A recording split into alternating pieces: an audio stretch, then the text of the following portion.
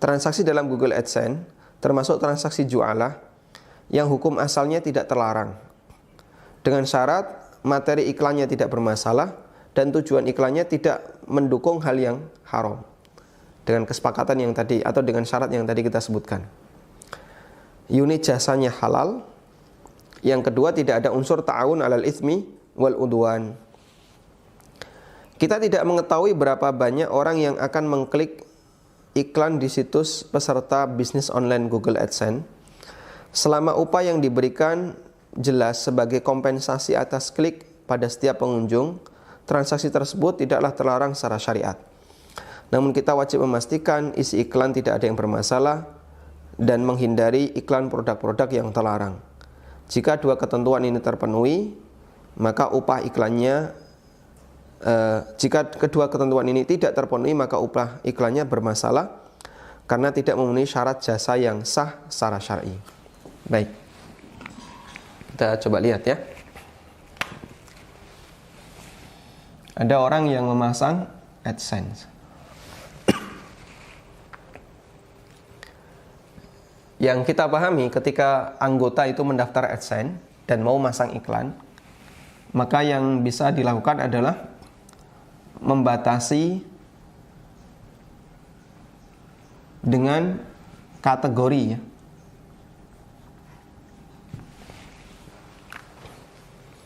Misalnya, iklan apa yang boleh dipasang? Misalnya, untuk Anda kasih batasan kategori olahraga atau otomotif. Kemudian juga kadang bisa dibatasi berdasarkan usia. Untuk usia, sasarannya adalah usia sekian. Baik. Cuman yang jadi masalah, kategori di Google itu luas rentangnya. Luas rentang. Sehingga misalnya kategori religi, agama, Google kan tidak menyediakan kategori Islam saja atau Nasrani saja, tidak, tapi dia langsung kategori religi, agama. Untuk kategori agama misalnya, rentangnya sangat luas sehingga semua agama masuk ya. Kadang iklan apa misalnya, iklan Injil atau iklan agama yang lain masuk. Termasuk juga misalnya kategori olahraga. Di situ juga cukup luas rentangnya. Sehingga semua jenis olahraga bisa masuk. Termasuk misalnya olahraga renang, olahraga yang harus membuka aurat dan yang lainnya. Kemudian realita yang lain bahwa meskipun sudah dipasang kategori, algoritma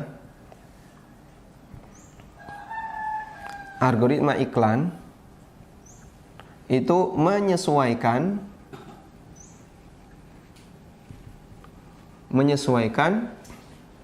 kebiasaan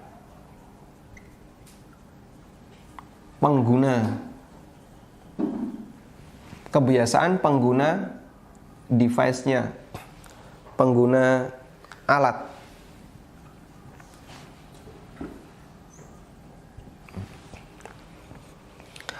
Algoritma iklan menyesuaikan kebiasaan pengguna alat.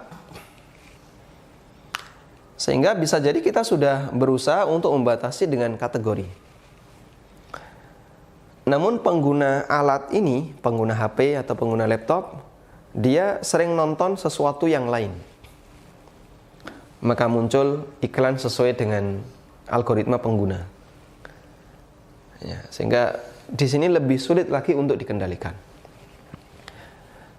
Seperti beberapa laporan yang dulu kami dapatkan ketika di UFIT ya. Kenapa muncul iklan ini, iklan ini, iklan ini? Kita menyampaikan alasan bahwa kami sudah berusaha untuk membatasi dengan beberapa batasan kategori yang kami siapkan. Kok masih muncul iklan seperti ini? Itu bisa jadi karena yang bersangkutan sering menggunakan HP-nya, sering menggunakan laptopnya untuk nonton seperti itu. Makanya dimunculkan kayak gitu.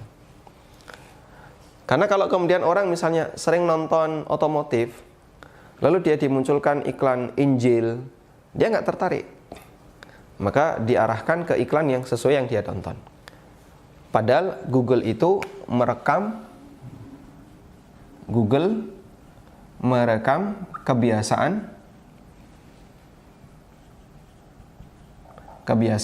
penggunanya.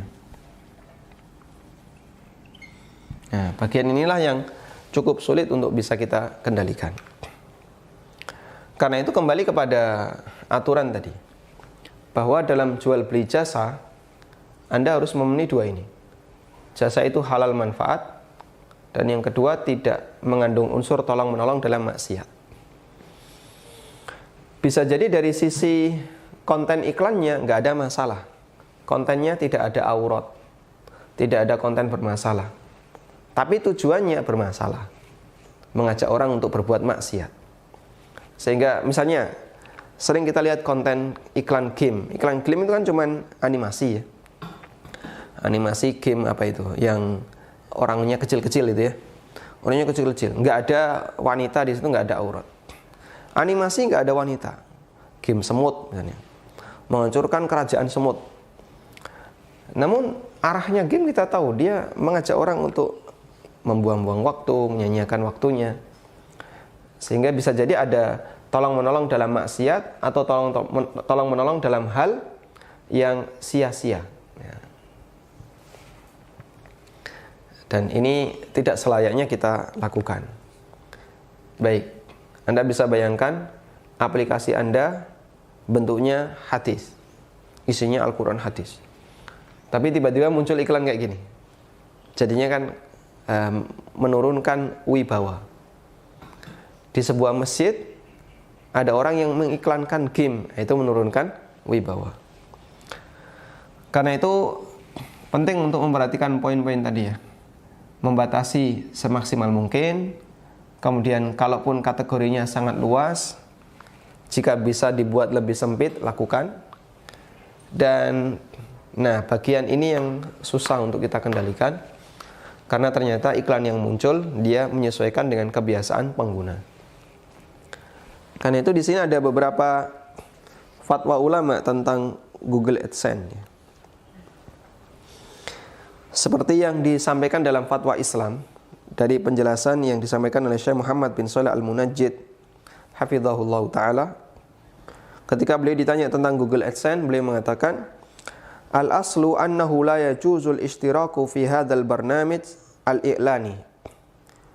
Hukum asalnya tidak boleh bergabung dengan dalam Google AdSense illa kecuali bi syarti ta'aqqudi min salamatil mawaqi' al-mu'lin anha wa khulwiha minal muharramat.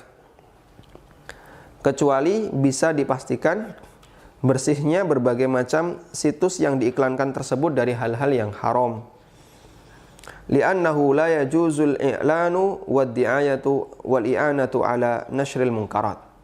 Karena tidak boleh mengumumkan, mengiklankan dan membantu penyebaran kemungkaran. Kemudian beliau mengutip firman Allah Ta'ala, wa ta'awanu 'alal birri wat taqwa wa la ta'awanu 'alal itsmi wal udwan. Kemudian beliau melanjutkan, jika memang realitanya bahwa mayoritas situs yang diiklankan pada situs peserta Google AdSense adalah situs mengenai pengajaran berbagai bahasa atau semisal dengan itu, maka hukumnya tidak mengapa. Misalnya mengiklankan pelajaran bahasa. Nah, terlebih lagi jika anggota sangat membutuhkan penghasilan. Anggota Google AdSense berkewajiban tidak mengiklankan situs-situs yang bertentangan dengan hukum syariat. Jika tidak mampu melakukannya, dengan kata lain situs-situs terlarang tetap muncul di situs anggota, maka wajib bagi anggota untuk meninggalkan bisnis jual beli jasa ini. Jika tidak mundur dari bisnis ini, anggota Google AdSense akan menjadi orang yang turut berperan dalam menyebarluaskan dan mengiklankan hal-hal yang hukumnya haram. Sehingga bukan masalah pendapatan lagi, tapi sudah hubungannya dengan dosa dan maksiat. Bisa jadi Anda nggak ngambil, Pak, saya tidak mengambil hasil dari Google AdSense. Nanti semuanya akan saya berikan kepada fakir miskin, akan saya gunakan untuk apa misalnya perbaikan jalan. Baik, kami memberikan apresiasi ketika Anda berkomitmen tidak mengambil dana itu. Namun, yang perlu diperhatikan adalah ketika iklan mungkar itu Anda biarkan di situs Anda, berarti kita turut berdosa. Kenapa? Karena menyebarkan kemungkaran, meskipun nggak dapat hasil. Sehingga sangat disayangkan, kita nggak dapat manfaat, tapi justru kita dapat dosa. Uangnya tidak bisa kita makan, tidak bisa kita manfaatkan, tapi justru kita mendapatkan perbuatan dosa. Baik.